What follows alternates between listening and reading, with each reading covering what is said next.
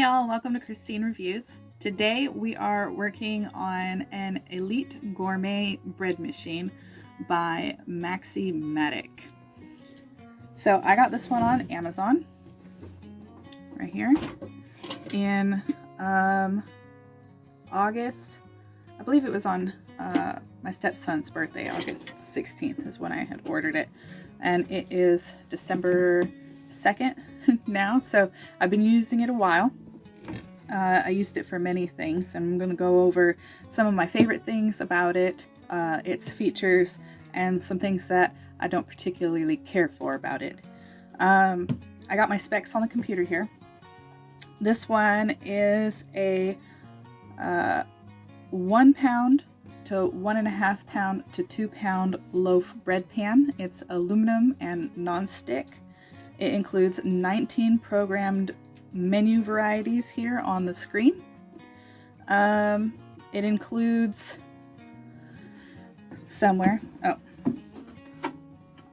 in here, we got the pan, we got a measuring cup, a little measuring spoon. It's got a tablespoon and a teaspoon here. This measuring spoon and stuff, it has lines on the side. I don't know if you can, yeah, you can see that.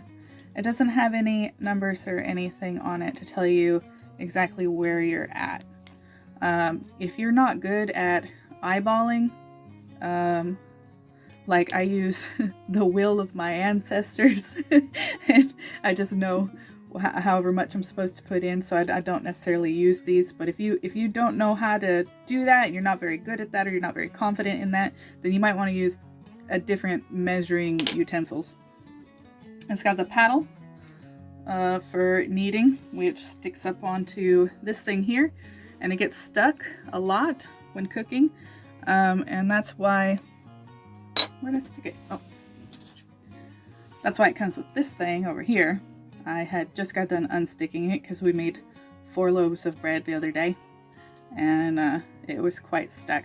You want to fill this up about yay high with hot water and let it soak for about 10 minutes, and then it'll come unstuck, but it is difficult to get off at times. A lot of times when I cook a loaf of bread and I go to dump it out, this will come out with it, and then it's too hot to stick my fingers in there, so I'll use this to dig it out. But when the blade gets stuck in here and it gets baked on, this, I got some chunky fingers, but I got little hands. This thing here cuts into and gets stuck on my finger quite hard, and it hurts a lot. I wish they come up with something a little bit better than that design there. That's uncomfortable. But yes, you put the blade on here just like that. You see that? And then it spins and does its little thing here. This part clamps down pretty easily. You just stick it into the machine and twist into the spot here. And it's got the heating element down there on the bottom, and the little spot that rotates that it sets into. I'll go ahead and stick that in now, just like, just drop all my stuff, just like this.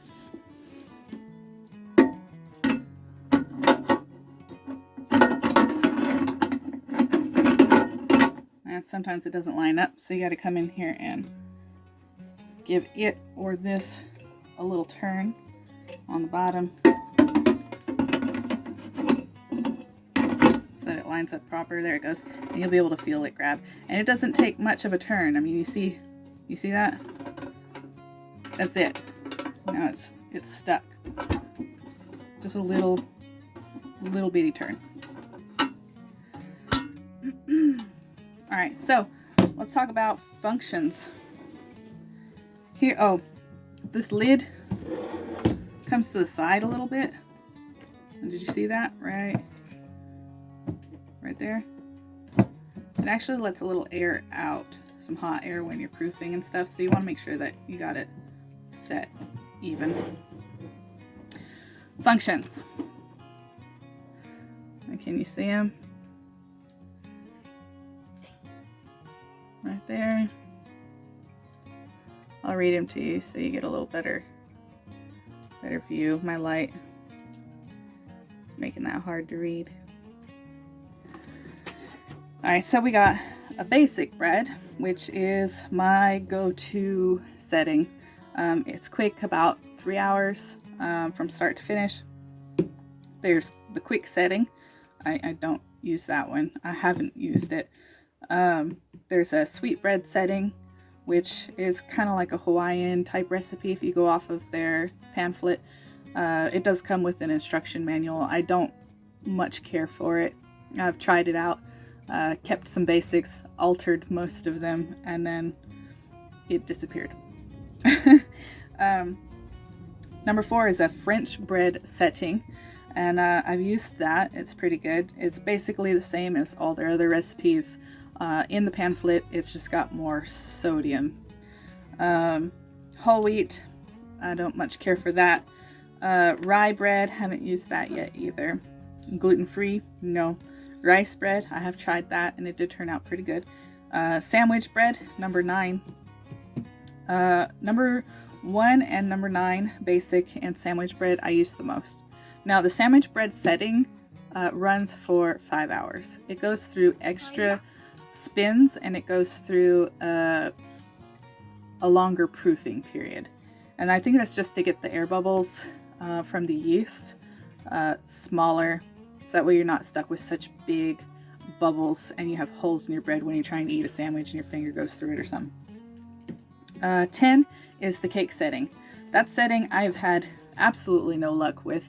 I've tried my own recipes and I've tried the recipes from the book, and each time it has been an utter failure.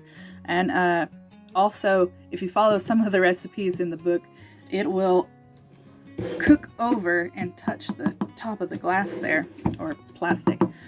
The machine itself is plastic all the way around. The inside is some kind of metal, and then there's an aluminum pan. Alright, so number 11, we've got wholemeal dough. I haven't used that yet. Pizza dough, I haven't used that yet. I use my hands when I cook a lot mostly, and I just wanted this for making sandwich bread. Leaven dough, I haven't used that. Knead setting, I do use that for a lot of things. It's quite handy. Mix, I will set this on heat or cook first, and if I'm using like milk or making a milk bread or something, and I want it to reach a temperature that is alright with the yeast quickly, and then I'll hit the mix button and let it spin and stir, and then I'll go ahead and add my dry ingredients in there. Jam, I have used that. It turned out okay, I ain't gonna lie. Yogurt was a surprising one. I was a little nervous about I've never made yogurt before. And reading and seeing everything online about how things could go wrong, how you can get sick, made me a little nervous. But it's actually pretty stinking easy, and this thing pulled it like a champ. It doesn't make very much yogurt. About that much.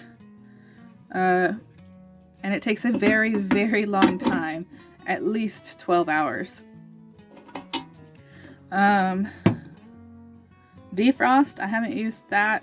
I don't like the defrost setting on like any appliance, so I wouldn't even bother trying that one. And the cook one, like I said, I use that for like proofing and getting things to a warmer temperature than what it usually is inside the house. Or if I take an item right out the fridge, I don't want to deactivate the yeast, so I'll put my liquids on the cook setting for a little bit and then give it a stir about with the mix setting.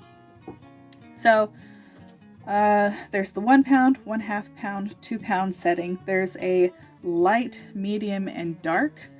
I like the light setting and I keep everything on the light setting. You can definitely put it on a darker setting if you wanted. The only thing is that because of the shape of this pan and it not being a sideways loaf pan, the crown is the only part that actually has like that softer crust, and then everything that touches the pan is quite dense and chewy and gets brown pretty quick. So I keep it on the light setting because of that. And there's a fruit setting too. I haven't quite used that yet. I mean, besides the jam. There's a delay timer. It can delay up to 15 hours. That's a long time. You want to go ahead and set your settings in here first and then adjust the time on top of what you had already programmed, and then it'll delay off of that.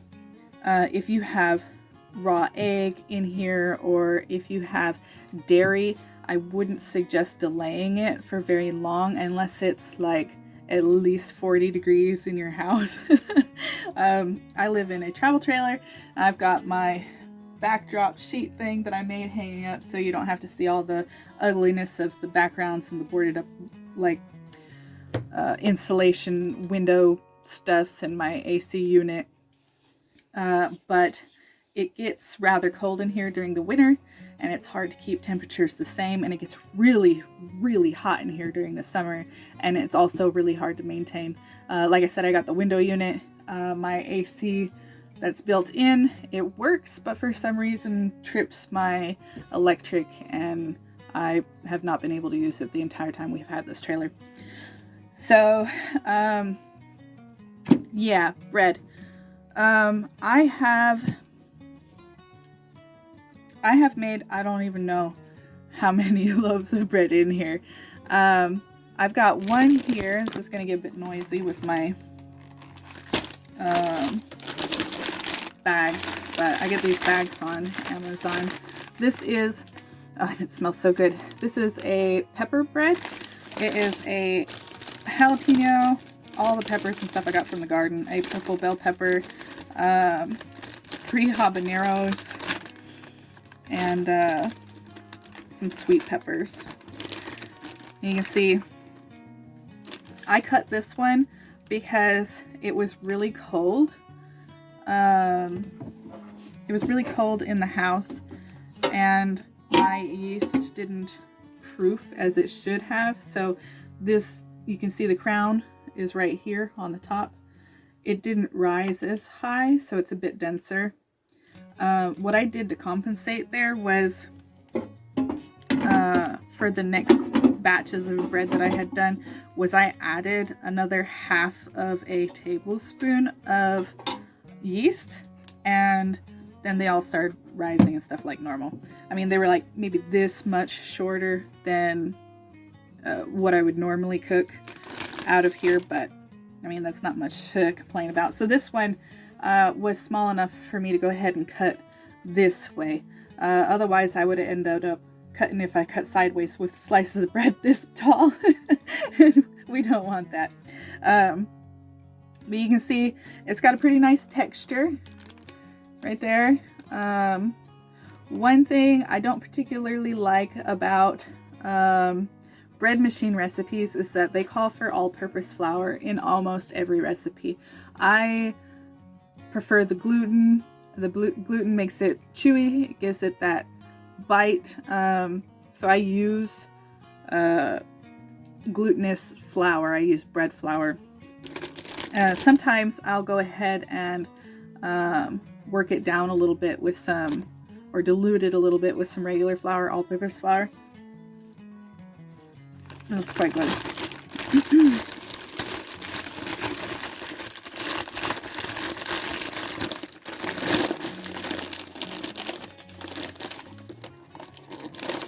I don't know if you can hear that, but it's nice and chewy. the way bread should be. All right, this one is a basic bread. I got a big chunk of habanero. This one is a basic bread, and I am down to the very bottom of my bread here. We went through this bread in 2 days. I haven't bought store-bought bread since August. So we've been eating just this homemade bread. All right, so like I said, this is the bottom of the barrel here. Here's the actual bottom. That's where the paddle comes out there. So it leaves a little hole in the bottom, like 3 slices of bread. Depends on how thin you like your bread. The bread from this machine does not do very well if you like very thin slices of bread, because they will fall apart while you're eating, and chunks of bread will just fall, and you'll be holding like your meat and cheese or whatever if you're eating a sandwich with your hands. And a lot of it will be on your plate. So a little bit thicker of a slice.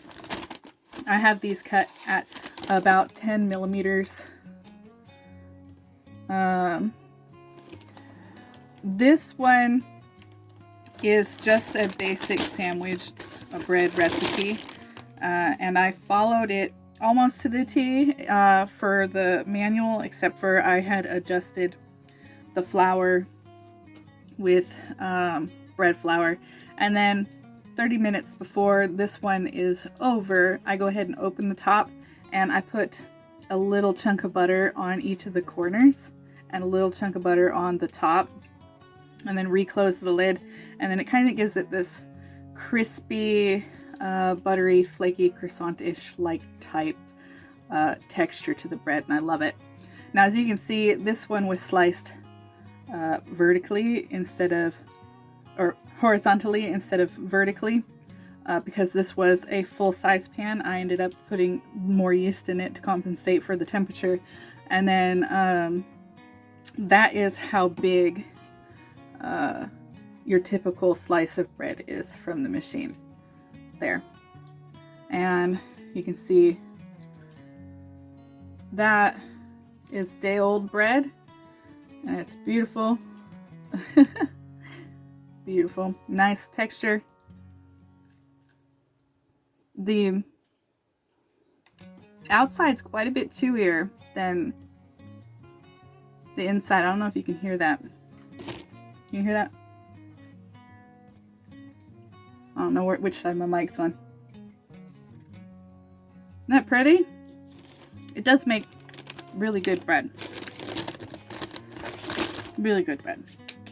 Plus it smells amazing. I mean, you can't get a candle that smells like fresh baked bread, because it's always going to smell kind of sweet and a little off. Nothing smells like fresh baked bread. Alright, so that's my product review here. Do I like the machine? Yes, I love it. If you want to see recipes and stuff, you are watching on Christine Reviews, but if you check our sister channel, The Gypsy Kitchen, you'll find me posting a lot of recipes and how-to videos and my own recipes and experience traveling with this machine in particular. So go ahead and check that out, and can't wait to post the next video and see you again soon. Bye.